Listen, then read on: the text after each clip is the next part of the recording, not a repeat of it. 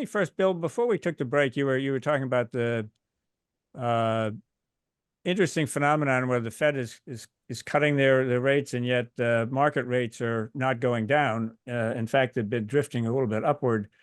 And is that do you interpret that, and everybody can answer this, as a sign that markets are worried about rising deficits, or at least they're pricing in rising deficits?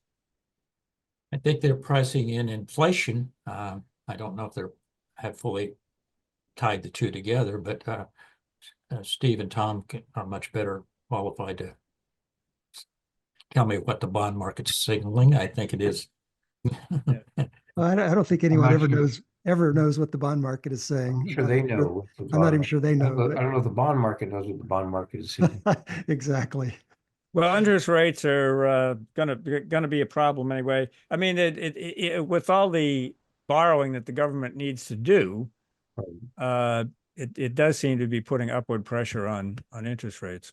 Well, I don't think there's any question if his agenda, if the president-elect's agenda was fully implemented with the tax cuts that Tom has mentioned in terms of the impact it would have on the deficit, with the proposals as it relates to the tariffs.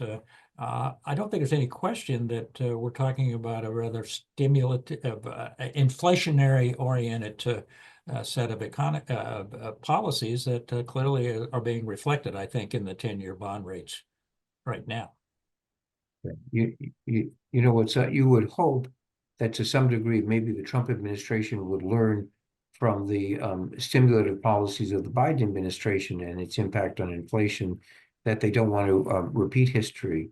But I think what we're really talking about are some changes here and there to sort of shave some of his initiatives, but ultimately his initiatives in some form will pass and they will add to the deficit. And more broadly, again, what we're talking about is how much more the Trump proposals will add to the deficit and debt. We're not even beginning a conversation about the baseline and how to reduce that. We're just simply trying to figure out how to minimize the new harm rather than the status quo. And I find that really quite discouraging, frankly.